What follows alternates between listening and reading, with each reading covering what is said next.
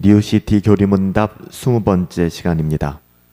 오늘은 우리의 구원자, 구속자가 누구인지를 묻고 있는데요. 우리의 구속자는 누구십니까? 유일한 구속자는 하나님의 영원하신 아들 주 예수 그리스도이십니다.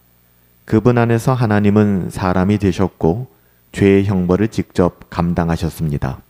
우리의 구원자는 누구인가? 우리의 구속자는 누구인가? 신약성경 디모데전서 2장 5절에서는 하나님은 한 분이시오 또 하나님과 사람 사이의 중보자도 한 분이시니 곧 사람이신 그리스도 예수라 이렇게 증거하고 있습니다. 성경은 단호하고 분명하게 대답하죠. 하나님과 사람 사이에 중보자가 있는데 구원자가 있는데 바로 그분은 한 분밖에 없다. 곧 사람이신 예수 그리스도다. 우리를 죄와 파멸 그리고 심판에서 구원하실 수 있는 분은 오직 하나님밖에는 없습니다. 하나님의 영원하신 아들 우리 주 예수 그리스도 그분만이 우리의 유일한 구속자가 되시는다는 것이죠. 예수님은 하나님의 영원한 아들이세요. 성자 하나님. 그런데 놀랍게도 그분은 사람의 몸으로 이 땅 가운데 오셨습니다. 2000년 전 베들레헴에서 태어나 나사렛에서 목수의 아들로 자라시며 때로는 배고프시고 때로는 피곤하시고 때로는 오해받기도 하셨습니다. 그러니까 우리처럼 똑같은 그런 인생을 사셨다는 것이죠. 우리처럼 똑같이 시험을 받으셨지만 그분은 단 한 번도 하나님을 불신하거나 죄에 무릎 꿇지 않았습니다. 우리가 죄라고 하는 것은 하나님을 의식하지 않는 것, 하나님과는 상관없이 살아가는 것이라고 말씀드렸잖아요. 그런데 예수님은 그렇게 사시지 않았다는 것입니다. 우리와 똑같은 사람으로 이 땅에서 살아가셨지만 우리와는 다르게 온전히 하나님을 신뢰하고 그 어떤 죄에도 무릎 꿇지 않으셨다는 거예요. 예수님은 항상 하나님 아버지를 신뢰하셨고 전적으로 순종했습니다. 우리가 마땅히 살아야 했던 하나님 중심의 삶, 하지만 그것이 우리에게는 불가능했죠. 하나님을 사랑하고 이웃을 사랑하는 그 삶이 우리에게는 너무나도 어려웠지만 예수님께서는 완벽하게, 완전하게 그 인생을 살아내셨습니다. 돌이켜보면 우리의 삶에는 순종하지 못하는 흔적들이 너무 많죠.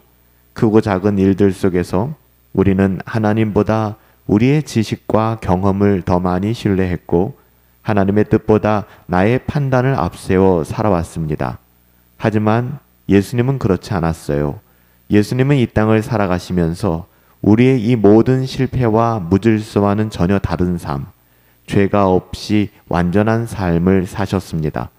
그래서 그분의 순종이 우리의 의로움이 될 수 있는 거예요. 이러한 그분의 삶이 우리가 의롭게 되는 근거가 될 수 있는 것이죠. 예수님은 우리와 달리 율법의 요구를 완벽하게 만족시키셨습니다. 예수님밖에는 그런 분이 없어요. 이것을 우리가 그리스도의 능동적 순종이라고 불러왔죠. 그뿐 아닙니다.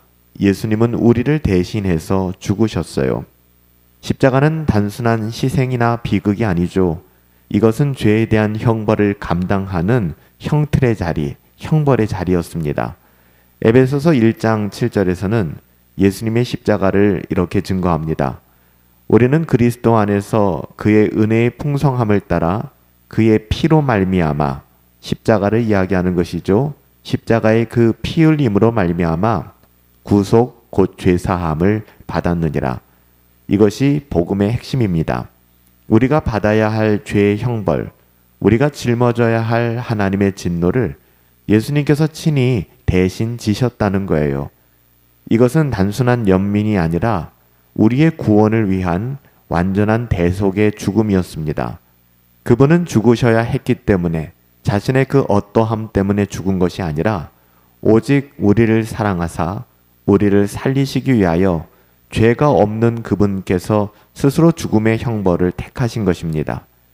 하나님의 공의의 결과 우리에게 주어진 죄의 형벌, 그 끔찍한 죄의 형벌을 예수님께서 자원하여 온전히 감당하심으로써 우리를 그 형벌에서 대속하여 주신 것이죠.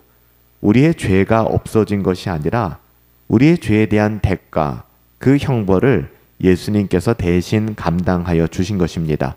그러니까 우리의 DNA가 의인이 된 것이 아니라 의롭다고 인정을 받은 죄인이 된 것이죠.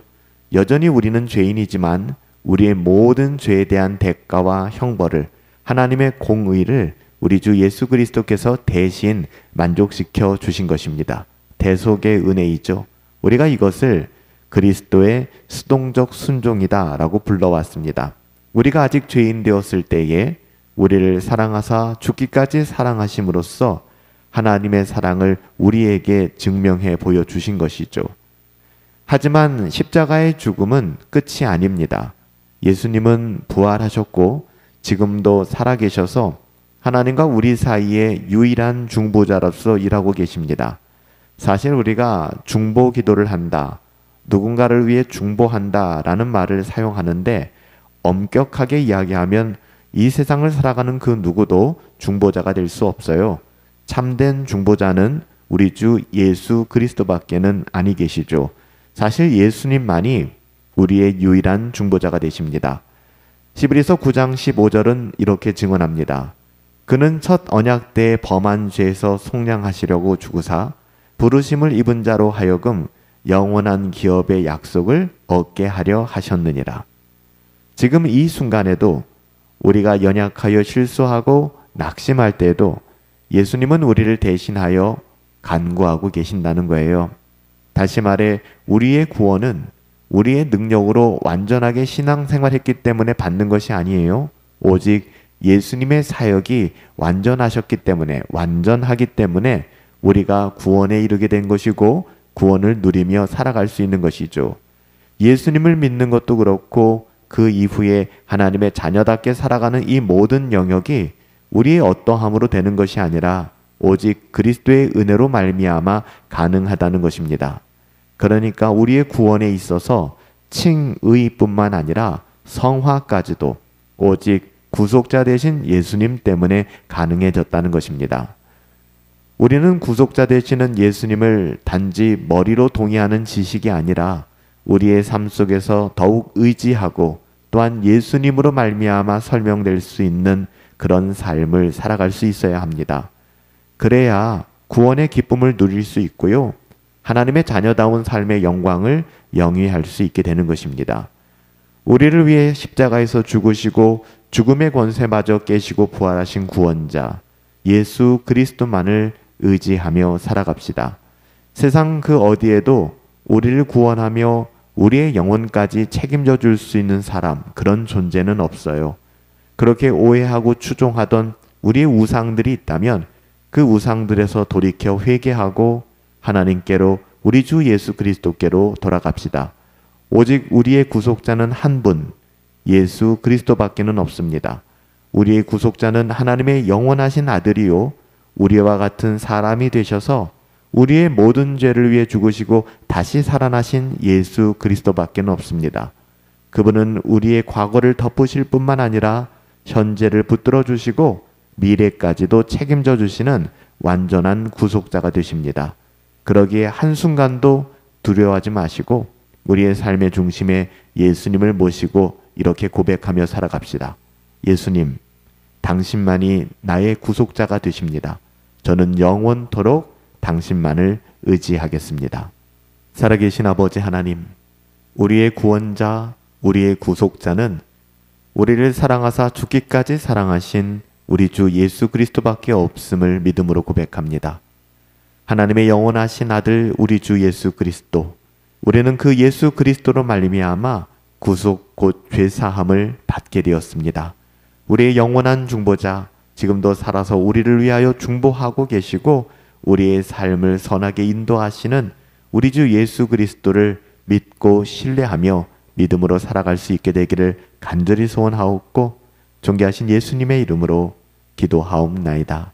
아멘.